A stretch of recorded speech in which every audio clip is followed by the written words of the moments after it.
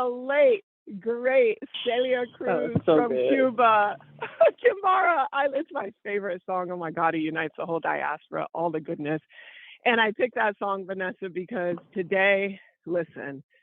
I'm still dancing down the street. That song makes you want to get a caponera and a van and go do some salsa. yeah. Suka, I love Celia Cruz so much. She's one of my favorite. You know, rest in peace, Tina Turner. There's a list of great musicians and singers, and Celia Cruz is in that pantheon for sure. I love her so much. But welcome to Black History Bootcamp, y'all. This is Morgan. That is Vanessa. Welcome, welcome, welcome to Black History Bootcamp. Listen, today's pleasure principle. What are we on? Are we day 7? Yep. Day 7 of the 21-day walking meditation powered by GirlTREK called the Pleasure Principles, where we are discussing everything that pleases us, everything that makes us want to live longer, makes us want to show up for life. We are discussing it, and we have pleasure principles, and today's is awaken your womb. Awaken your womb. That's the pleasure principle for today. And Vanessa, when I was doing the playlist, I was like, what does my womb sound like? And it sounds like Celia Cruz. And I was laughing so hard, my womb just be jumping, y'all. Got a little rhythm to it. It be churning up that food, them fried fish and all that stuff I'll be eating. It just be working overtime, y'all, my womb. And I think that's my stomach, not my womb, but you got the picture. And I was laughing so hard because every day of Black History Bootcamp, we feature someone in Black history who has given us a blueprint. And most of the time, we study people who have passed on. But sometimes, like day 6 yesterday, we focus on living legends who have already made Black history. I loved yesterday's conversation. I loved it. I loved it. I loved it. And today, when I got home, Morgan, I like a couple of times I was just like, do you need to say something right now? Like not in a bad way. I just was like, wow, I noticed all the places where I make conversation. And I was just like, you don't have to make conversation. And there were several spaces that I found like in just my half day after that call where I was just like, oh, I don't have to make conversation. Even, I was driving back to DC with my friend's daughter, and like we were just chilling. We were just listening to the music. We was just like, we don't gotta make conversation. And it felt so nice. It felt so nice to have that reminder. So yeah. It's sometimes anxiety that one makes you want to like have to fill the space. It's anxiety. And then we be working too hard. We just had this amazing conversation. I'm going to announce who we're talking about today in a second, but we just had this amazing conversation with our staff, with a leading researcher he's the dean of Duke University. He's one of the leading behavioral scientists in the world. He's a Black man named Dr. Bennett, Dr. Gary Bennett. He's also on GirlTREK's board. He led a phenomenal, almost 2-hour conversation on how Black women live longer. How can we combat the diseases that have beset us? And he had some practical tools for us. We'll put it up for you all to watch. It's very scientific and it is unbelievable and focused exclusively on Black women. But one of the things he was saying is that I was asking him about hypertension. I said, what is it? And he was like, because, heart disease is #1 killer of Black women. Hypertension is the leading cause of heart disease. And I was like, what is hypertension? He was like, I said, is it high blood pressure? Is it stress? Because Lord, if it's stress that's killing Black women, what are we going to do, Dr. Bennett? And he said, you're exactly right. It is. He said, first of all, your blood is pumping too hard through your veins, and it's the wear and tear on your heart and on your blood vessels that causes heart disease and causes heart attacks. And then he said, and then it's stress, the perceived stress, which he said Black women don't actually suffer from as much as other women. And then the what happens to you stress. He said with Black women, have disproportionate amounts of things happening to us. Like we got to leave our house. Our family is this. We got to bury our brother. All these hard actual things that are happening to us. He said, but the problem and the tricky part is we still perceive ourselves to be okay. Even when these real things are happening to us. That's it. We perceive ourselves to be okay. And he said the body is taking a score. He said the body know that you just, that you grew up with this and you did this, and he think that there's sirens in your community every day. The body is holding on to that.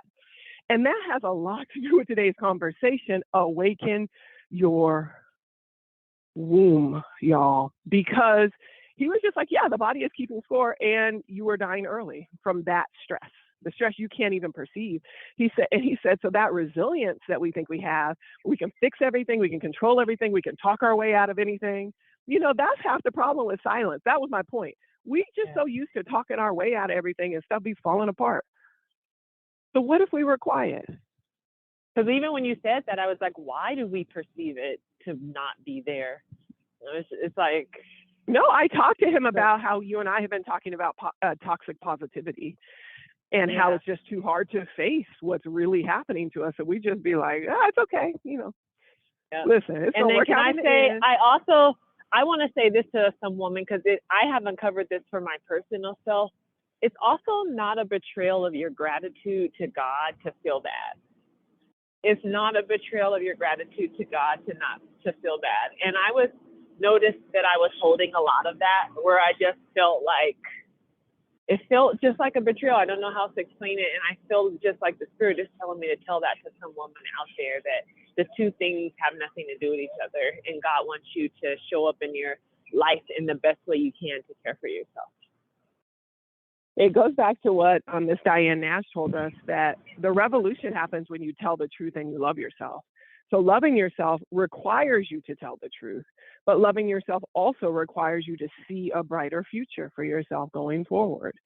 And so no, it is not a betrayal of faith in order to acknowledge fact. Fact is now how I feel right this second. Faith is, it's going to get better. You already believe it. You already see it. And so I appreciate you answering the call to say that, Vanessa, in your spirit. That is a great way actually to introduce today's feature. Because like no other woman, this woman is called. This woman hears the voice of God. This woman connects with the voice of ancestor. She is a living legend. Now, when I lived in New Jersey and worked in Harlem, y'all, you couldn't throw a rock without hitting. Well, you ain't gonna throw a rock to hit Black women, but you could not, I swear, you could not have 15 people jump into double dutch without that 15th person being a follower of Queen Afua. Y'all. Yes, I love her. I'm so excited for this conversation. Listen, that'll be that stress right there. You hear that siren? Let it play. Let it play. Don't. It's loud as hell too. That's why I turned it on you, y'all. The wind is blowing, the sirens. Noise pollution is a real threat to people who live in urban areas, and it really has an impact on our nervous system and on our ability to relax. There's a whole lot of research around noise pollution. So yeah. No, it's real, y'all. It's real. It's real. I appreciate you trying to protect us from it, but listen, we in this together. We're going to have to walk our way through this together. Like you said, with even trap yoga, we got to find our peace in the middle of the sirens. We got to find our sanctity in the middle of it. And then sometimes we got to take retreat, which is something that Queen Afua is just so good at organizing and like encouraging and modeling for people. First of all, Afua, I think that means that she was born on Friday like me. If you don't know, the Akan have a naming tradition that whatever day of the week you're born, you get an Akan name. And so my name is Afua, so I think her name is Afua because I think she was born on Friday. Friday borns are amazing. Kwame's, is it Kwame? Yeah, Kwame is also Friday born. No, Kofi is Friday. Oh, you're right. Like Kofi is Friday born. Kofi is Friday born.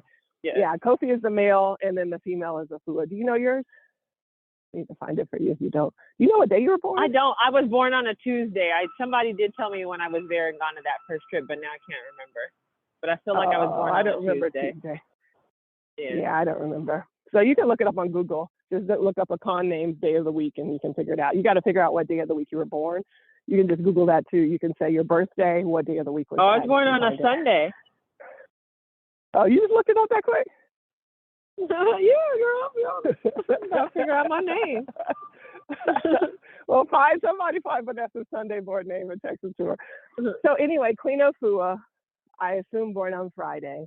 was born Helen Odel Robinson, which, you know, she was born in Harlem. Listen, I love me some Helen Robinson. You know, she was a girl on the streets, you know, making it happen.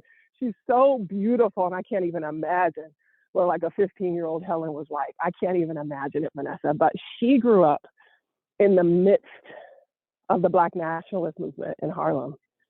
And so it's a good soundtrack that you had the sirens playing, because can you imagine what was happening in Harlem? Well, can I even tell you that I didn't imagine she was born in, for some reason, I always imagined her in California, which this is such a good conversation because she always just seems so like with the ocean and the waves and the sun. But no, I didn't know she was born in Harlem. That for herself. Yeah. No, I don't know if she was born in Harlem, but she was raised in Harlem.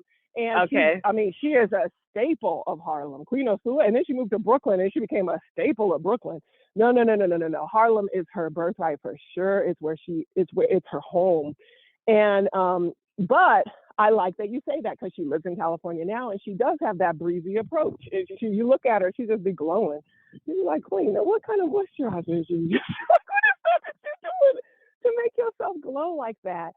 And it was so intentional, and it is why she has commanded a movement of women to return to their womb, to start listening to their wombs.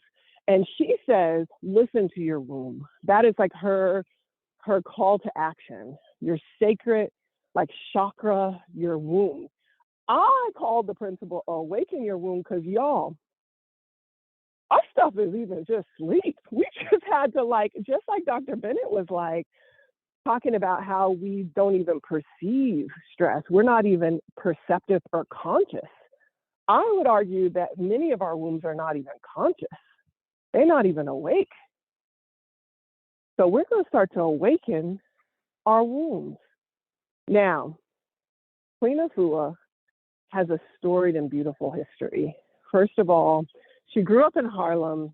I mean, you thinking Malcolm X, you thinking Black Nationalist Movement, that all started way back with Marcus Garvey. There was a great Black History Bootcamp episode around Marcus Garvey. Go back and just really think about what was happening in Harlem at that time. The ambient stress of being alive as a Black woman in the midst of social justice change is taxing. It is the reason why Queen Afua is a hero. It is the reason why Angela Davis is a hero. It is the reason why so many women who were able to survive that time, Diane Nash, who's a vegan, is a hero and still alive in Chicago, is a hero. Because the ambient stress of being a part of transformational change toward justice is taxing. If one more Black woman gets killed unarmed, if one more Black boy gets shot in the back on our watch, the ambient stress of living as a Black woman, if you don't do nothing, just breathing as a Black woman is stressful. And it hasn't always been that way, y'all. It hasn't always been that way. For the time Black women have lived on the planet, which is thousands of years, to the last 400 years, where we in America have experienced a particular kind of stress, a population level type of trauma, we have to know that it hasn't always been this way. So Queen Afua went back to the motherland to reclaim the traditions, all the way from Egypt and Kemet and all of the places where she became a high priestess in the ancient African tradition. I mean, she just studied her stuff. But before she had the opportunity to do that, y'all, she made a decision. She said at the age of 15, she was feeling so bad, Vanessa. She's asthma where she couldn't get air in her lungs in Harlem. She said her skin had broken out into all of this unexplainable eczema. She said she was having so much kind of endometrial pain and cramps and heavy bleeding when she was a baby. I mean, she was just a teen. She said she was just hurting. And she was the hot girl on the block. She was doing everything in Harlem. She was a community activist in the middle of this nationalist movement. But she felt so bad that she said she made a decision. Right here, right now, God. Heavenly Father, divine, right here, right now is the first step of the best life, the best days of my life. That I am going to live my healthiest, most fulfilled life from right now as a teenager. Can you imagine, Vanessa, if we had all made that decision? No. And I mean, yes, I can, and no. She made it her fervent and exacting purpose to focus all of her energy on feeling good in her body. Vanessa, I'm talking, she started studying yoga. I'm talking about as a teenager. She started looking at her diet, her food. She started studying herbs. Vanessa, she started going to retreats. As a young woman. As a young woman, she started doing this. I was just so fascinated by that. Like, I had asthma and I was not doing that. That's what I'm saying. So it already tells you the kind of woman she is, right? Yeah. So she also tells this story about how she was working in the wellness industry. She had gotten all the secrets and all of the knowledge and been to all the retreats. She was later on in life, 20s or 30s, I don't remember the age. But she had a staff by this time, and she was really serving Black people, helping us live our healthiest, most fulfilled life. And yet, and still, Vanessa, she was carrying the stress of being a change maker and a fixer, the same stress we know so intimately, in her body. She said she was walking. She said it was 4 o'clock. Or she said like 4:15 because her assistant had on a head wrap and it was already crooked, is what she said. She said, and at 4 o'clock her head wrap was always crooked. That's the way she said the story. She's so dope. There's so many cool things. I really want you guys to watch her interviews online. To Spotify, you can just search her name. There's so many interviews. I mean, so many. She even interviewed Vanessa like a couple of months ago. Yeah. Months ago. 2 years. Look, 2 years ago, y'all. But that's how yes, because it was during COVID, right? When we had to, and everybody was going online. Yeah, that's how time has moved. Or you may remember Queen Afua during COVID worked closely with Beverly Bond and Black Girls Rock to navigate us through that. She said, first of all, stop thinking about it as quarantine. Think about it as retreat. Think about it as making your home a retreat. Making your home a place where you don't even have to leave and don't want to leave. She said, our mindset is everything. I just remember her saying this stuff, y'all. So Queen Afua, when you talk about health heroes, she's one of my health heroes, my living health heroes. I know, Vanessa, she's that for you too. So when she turned 20, she said it's like 4 o'clock. They just did a workshop. They just finished some stuff. She walked back into her office. She said she felt a drop in her room. Like a drop. She said, and she knew immediately.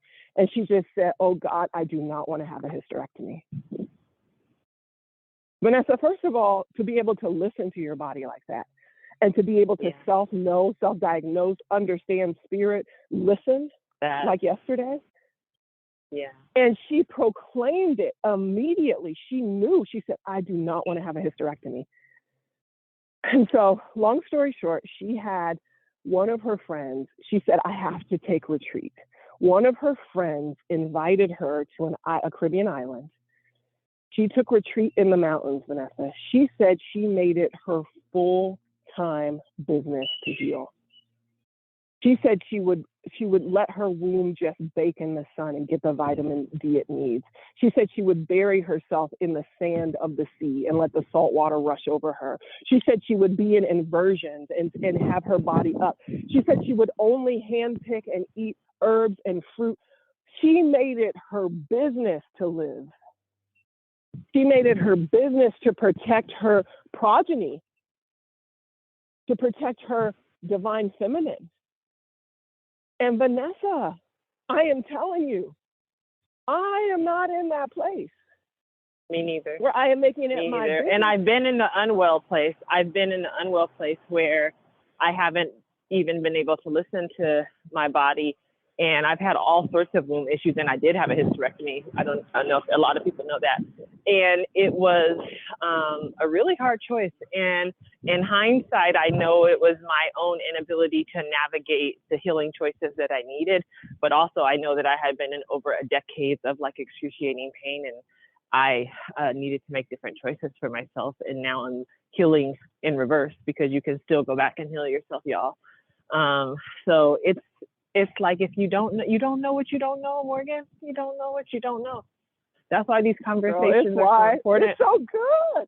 I'm telling you, if it don't work for us, we don't need to do it, Vanessa. If Black History Bootcamp is not working for us and constantly challenging us to step it up, then it ain't working. Yeah.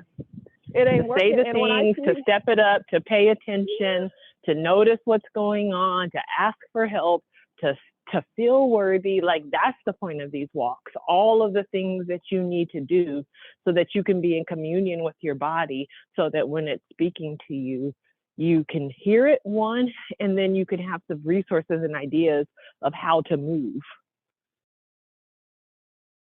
She said at that time her womb started talking to her.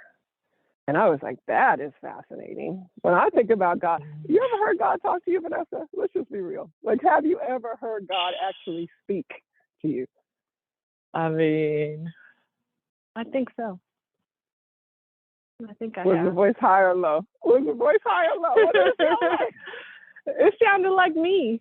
It sounded like my own voice. And it's like sometimes it's just like you just know that it's coming, like the words are coming, the ideas coming and thing. But yeah, I think I have. A lot of times I'd be like, God, can you make it more clear and be more specific and obvious? God. Yeah, I mean, like that. Yeah, I'm like, there's a lot to sort through, and I'm gonna need you to be much more obvious. And I feel like God has been being more obvious. He's like, all right, you car headed, so let me just spell it out for you. You tripping. God does spoke in amplified Adobe sound to you. You'd have called me and been like, listen, God told me I got to go. Gotta go. That was Harriet Tubman. But I mean, that's probably God. No, God sounded like Harriet Tubman. You were right. That time God sounded like Harriet Tubman. Oh my God. I've actually heard God speak too, and God sounded like the wind, but the wind articulated such precise instruction to me. And it like swooshed through me a knowing that didn't require words. But I heard it loud as thunder. Woo!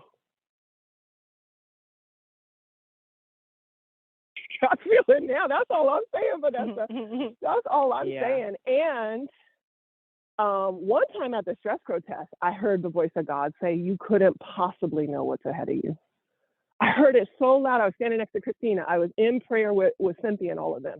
And I just started crying so ugly tears. I was just like, Lord, you felt like falling out, but I had to teach a class after. And I ran out. The meditation people were looking at me like, we're going to pull it together. It was like, this is our meditation people, pull it together. But so she said her womb had a voice. And why that's so powerful, Vanessa, is because you told me, tell the people, you told me something about our wombs being our mother's womb and their mama womb or something. What was she saying? About the womb, you carry all your DNA. Yes, that sounds good.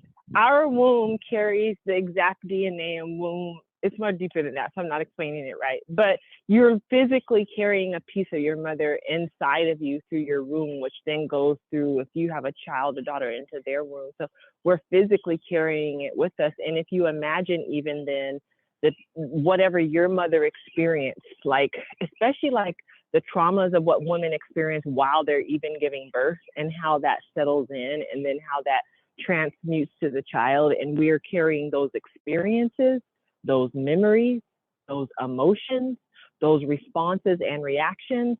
And they've studied a lot of mice, Morgan, to even show that there are mice who, if depending on what type of music you play, they're responding to the music that their parents heard in a certain way. And then their blood pressure, blood sugar, those things elevate or move or change depending on what was the situation that their parent felt when that music was playing.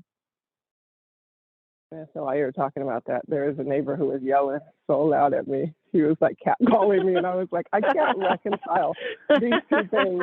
I was like, is my daughter going to have this catcall in her womb? Because I cannot reconcile. That's like they wear this little GirlTREK shirt because people be catcalling. It's, you know, my mom, I talked about this on Bootcamp. My mom just wrote her book, and she's writing a second one, y'all. We learned so much stuff that woman went through her book. It was like, why you didn't tell us, Mom? And I'm just saying, am I carrying all that in my womb? I think I am. And then you think about what her mom went through. Yeah. And then that leads me back to Dr. Bennett, the leading scientist at Duke. He said, I asked him about BMI and is that a lie? And he was just like, no, Morgan, don't be spreading that. He said BMI is one indicator. He said, but Black women carry their weight different and we tend to have less fat even though we look rounder. And he was like, because we have more muscle, and he explained all this stuff, right? But he said, yeah, you need to still be in a healthy BMI if you can do it because you want to be healthy and live long. But then I asked him about belly fat, and he said, now you're onto something. Those are my words, not his. And because I said, I have noticed that on the continent, women are also round and thick like we are, got big bones like we do, but they don't carry in their belly the same fat that we do. And what is that? And he said, first of all, that is deadly. The fat that we carry in our bellies is deadly. That omentum fat is deadly, and it is the source of disease. And he said, and it's wreaking havoc on our hormones. It is wreaking havoc on our hormones. But don't that now make sense, Vanessa? That if trauma is carried in our bellies and our wombs, that the daughters of Africa who have been traumatized populationally for 4 centuries would have wombs of trauma. And so this is why I say we had to deaden our wounds. I mean, some of us, you know, I'm not going to say us because I'm healing myself, y'all, and I have to speak truth. There are people who are listening right now who have not even felt sexual pleasure in so long, who have never experienced an orgasm in so long, who have massive fibroids, which I might have to include myself in because I had them removed twice, massive fibroids that are unexplainable, that have heavy periods, debilitating pain and cramps, that have like all, you know, just pain to the touch of your belly. This is why I'm saying we have to even wake, hello womb. Just wake her up gently and say, I will honor you. I will listen to you. I will hear from you. What has happened to you? Oprah says, don't ask what's wrong with somebody, ask what happened to them. Don't ask what's wrong with your belly, say what happened to you. And talk to it. That's what Queen Afua has taught us. She has written 7 bestseller books. She's republishing one of her journals. I think it's Sacred Woman or Heal Thyself. And I recommend you start on her website. She has all kinds of stuff. First of all, consult your doctor. This is, you know, come on. It's like Dr. Sebi, consult your doctor. These are cultural healers that I believe in, Vanessa believes in, but we consult our doctors. Vanessa can't take everything on that website. I can't take everything on that website. So consult your doctor. But there are resources, y'all. This is about us creating tools, blueprints, and resources for you.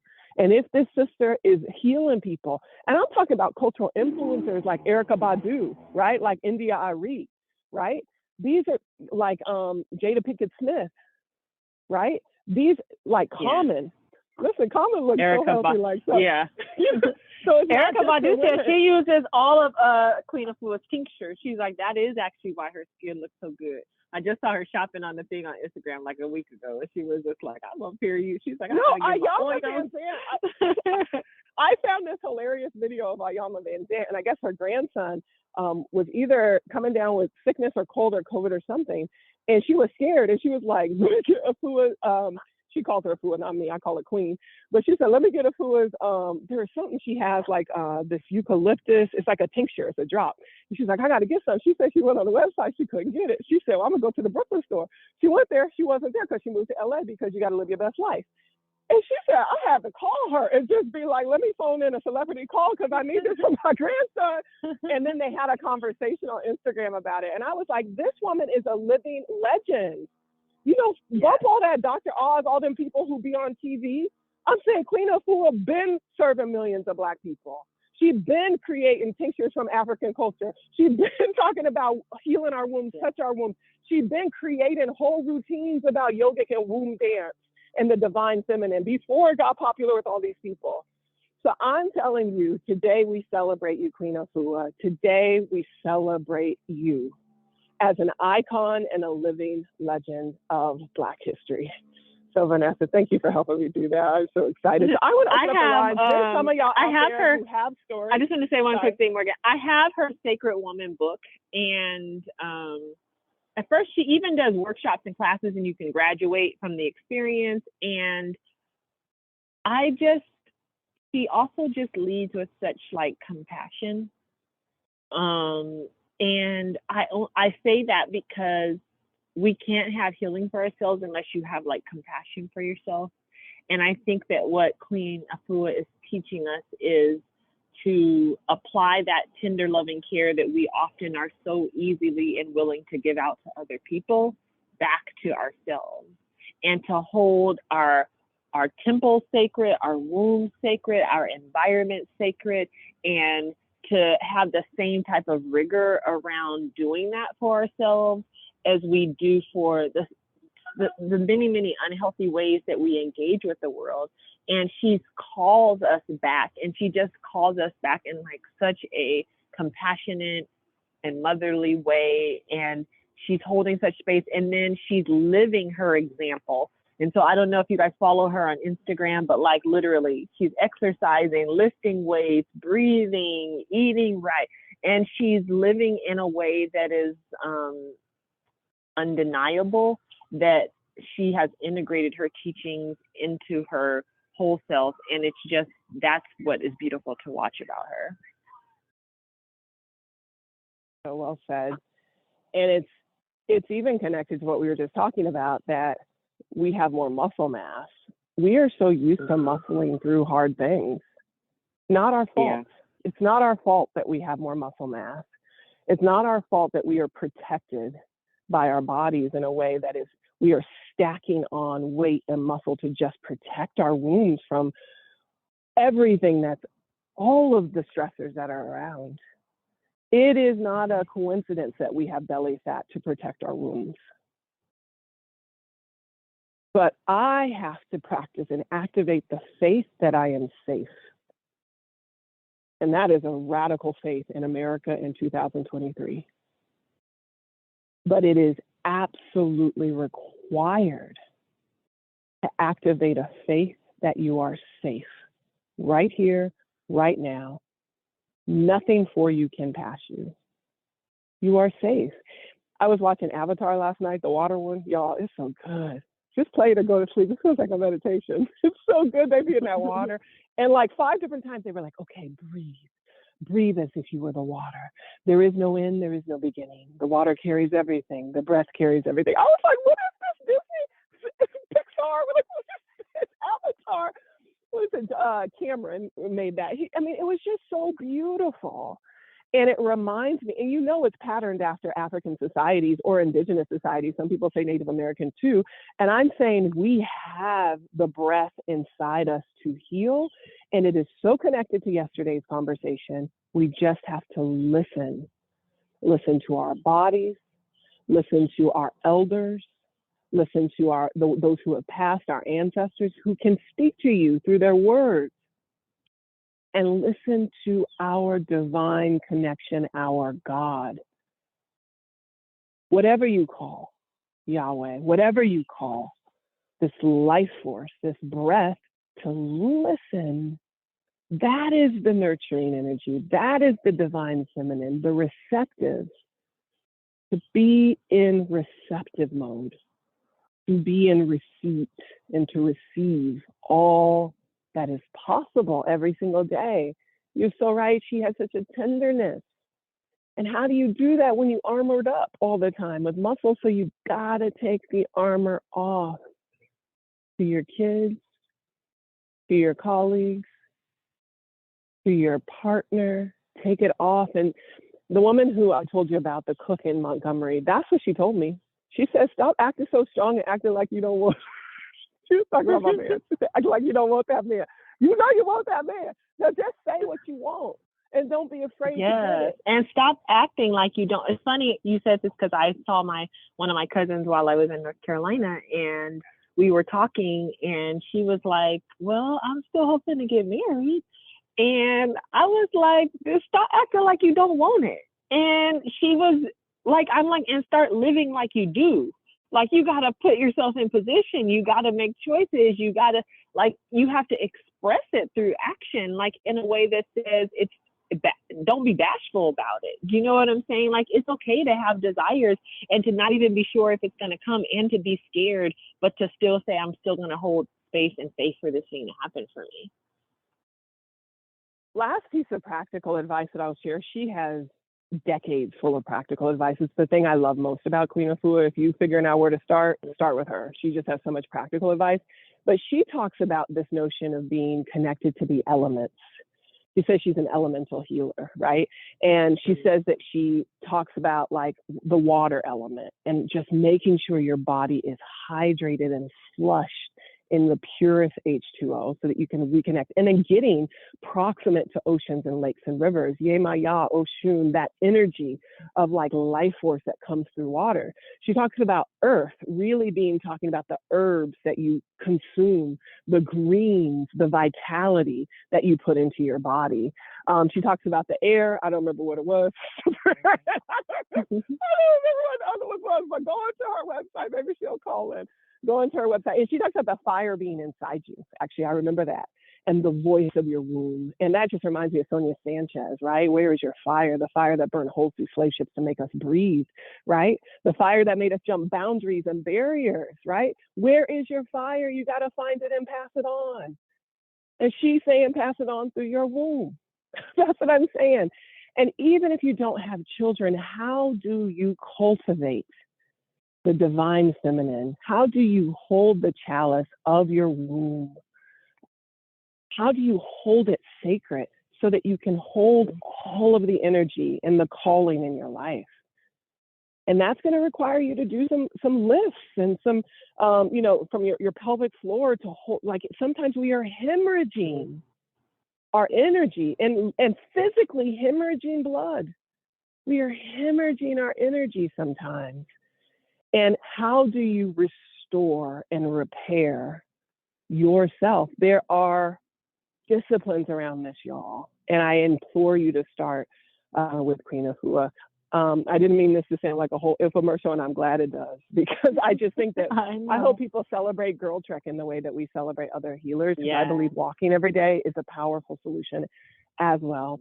So I'm grateful. If there's anybody, we have about 4 minutes. If there's anybody on the line who has studied with Queen Afua, anybody on the line, *9, hit *9, raise your hand, or anybody who has healed your womb or healed your fibroids, we want to hear your testimony. That's a good question. *9, *9. And what did you do? And teach us and teach us and teach us. We'll go out with about 4 or 5. If we can just keep them testimonies kind of short so we get more voices, that would be great. And then we will end. Man, we all have to drink so much more water. I just want to say that as a start, y'all. I was watching this thing on just how much water our kidneys alone need in order to properly flush out the toxins. And it's like, then your skin needs water. Then like every vital organ in your body. Your bowels. Like you can't even release toxins. Yeah, but also stress hormone is wreaking havoc in our bodies, and you can flush it out with water. Yeah, and with fruit juices, right? Like organic fruit juices. Here we go. We have a caller, I think. Hi, what's your name and where are you from? Can you hear me? Yeah. Yes. What's your name and where are you from? You can give your middle name and your mama's hometown if you tell them some business. This is Sandy Norwood from Detroit, Michigan. Oh, hey, Chris. Let's hear what you got to say. I ain't got much time, so I'm gonna say it real quick. When you talked about the pelvic floor, I literally have for the last couple of months have been navigating an issue with my pelvic floor where they thought it was too weak. But actually it was not too weak, it's too tight from stress.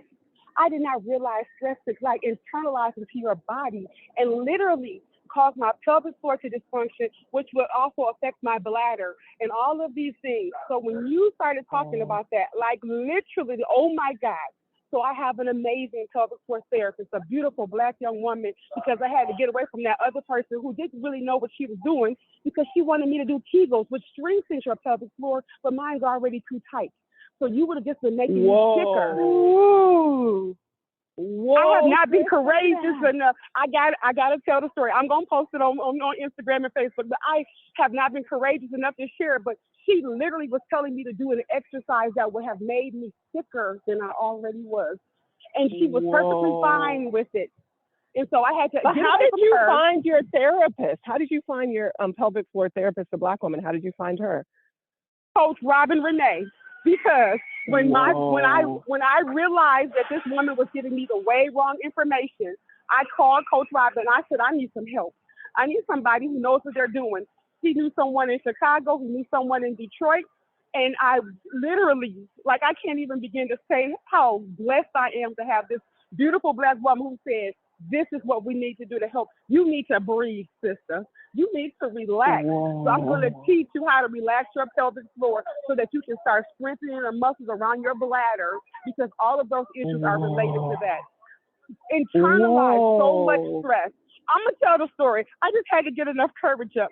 So when you said what you said just now, Morgan, I said, I gotta unmute myself, because how many women are suffering from incontinence and don't realize that it's because their pelvic floor is not too tight. It's actually not too weak. It's too tight because of all of the stress that I've internalized in my body. Okay, I'm done. Whoa, Chris, thank you for being courageous. Slow clap on this trail today. I'm so grateful that you found the help and the professional that you need. And she said she found it from Coach Robin. Shout out to Coach Robin, who is just such a beautiful part of GirlTREK's community. But the way you can find your Coach Robin or your sister is GirlTREK has city pages on Facebook that are groups. And sometimes you can just, if you're brave like Chris, you could just put something in the group for GirlTREK Chicago or GirlTREK Detroit and say, hey, here's an issue I'm dealing with. It's sacred space because we trust and love each other as Black women. We just do. Don't believe the lies. Don't believe Bravo. We just do. We trust and love each other.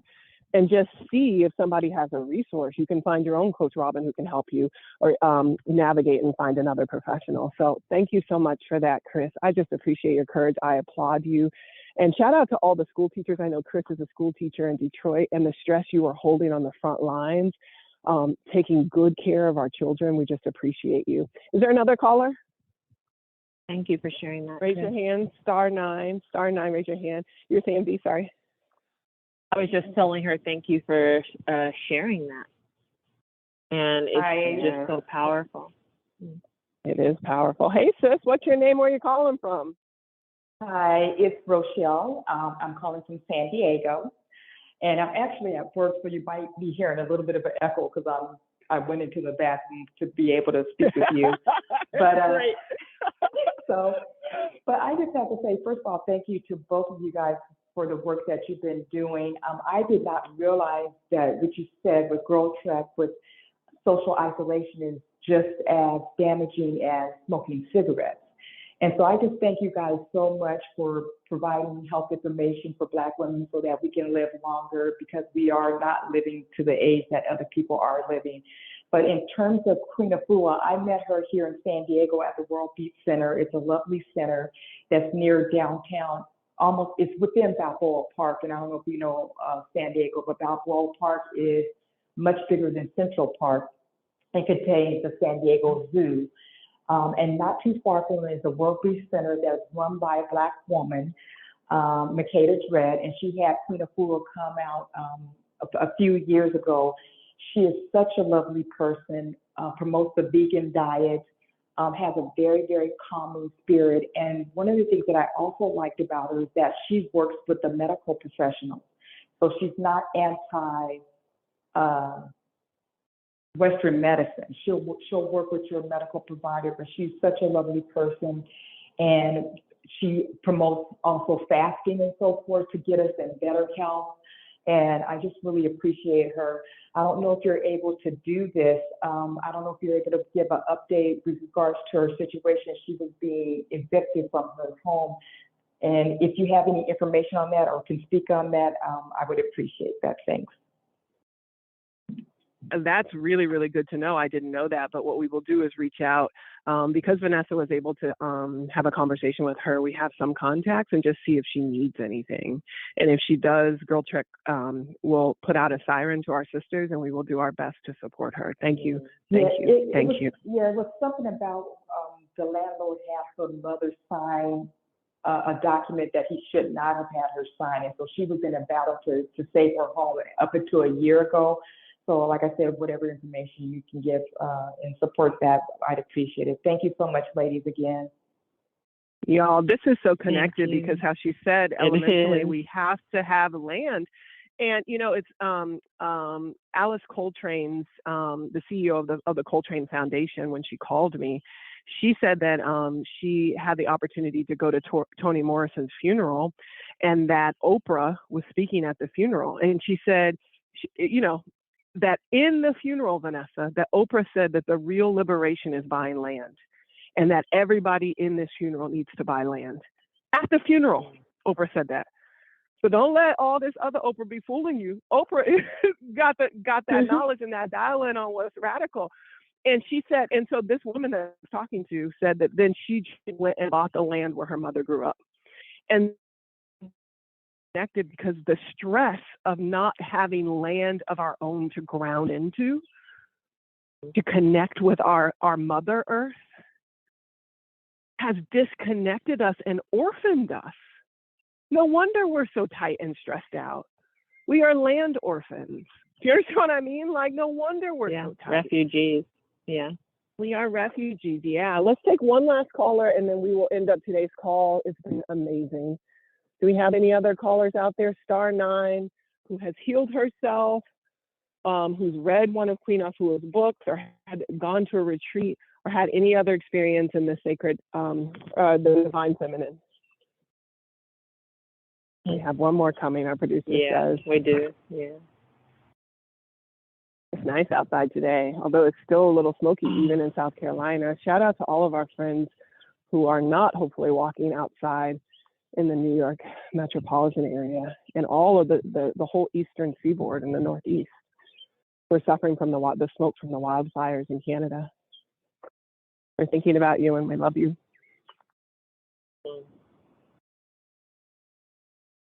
Look at us being quiet, Vanessa. We're learning. You know how, like, when people be at protests, they be like, "This is what democracy looks like." We're gonna be like, "This is what healing looks like." Looks like. It's what healing look like, feel like. Yes. All right. We're gonna wrap. If we don't have, I think someone said someone's coming, so I do want to be patient. Who knows what that woman has to share with us? I know. It's Friday. While we're waiting, just a reminder that we take a break for the weekend. The break is an awesome opportunity for you to catch up on any of the episodes that you have missed. We link them all also each day on our Instagram at GirlTREK. If something moved you this week, if some story really stuck with you, share that good news with a friend and be like, girl, take a walk this weekend and listen to this so you can join us live on Monday. And we'll be back live on Monday with a whole new week of stories for the second week. Awesome. So I think our sister's on the line. Are you there, sis? Hello. Hi, what's your name and where are you from?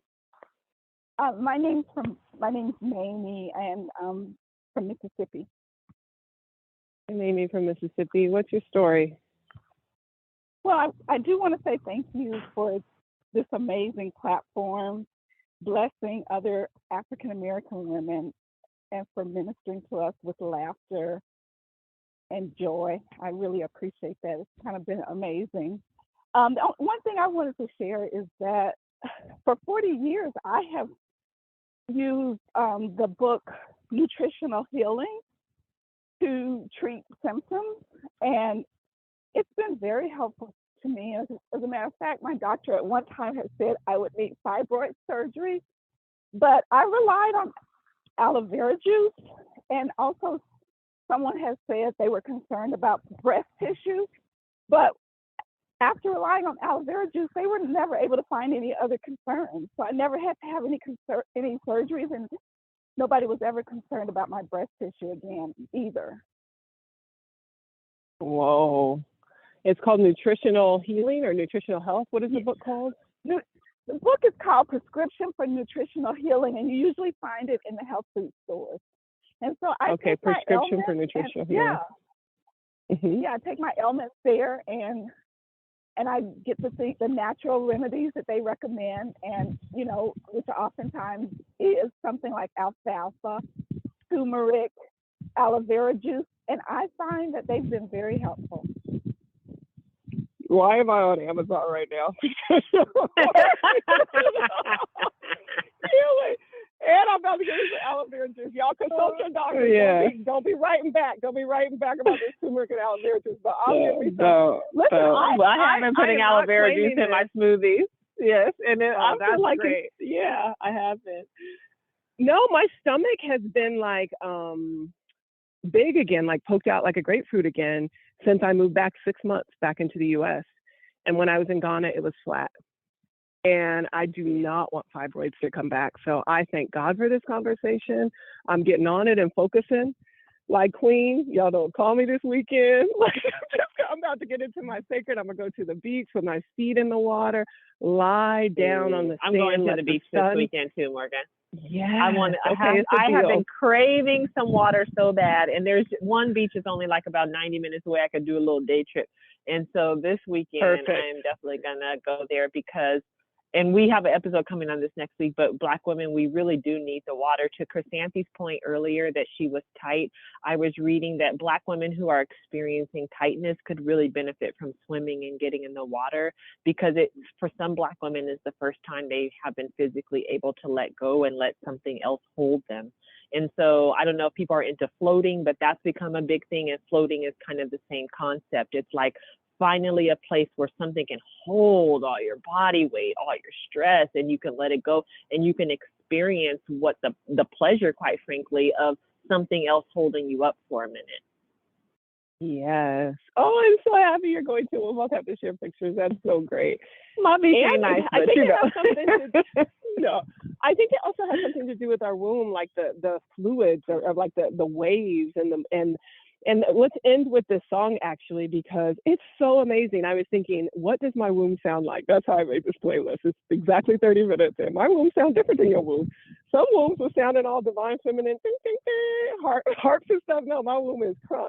So I was just like, what does it sound like? But I was like, my womb sounds like Liz Wright. Her voice has this just like timbre and like this just kind of spaciousness and this roundness and this beauty. So, and then I was like, my womb sounds like Ella Baker. And then I was like, I think Liz Wright sang an Ella Baker song, Reaching for the Moon.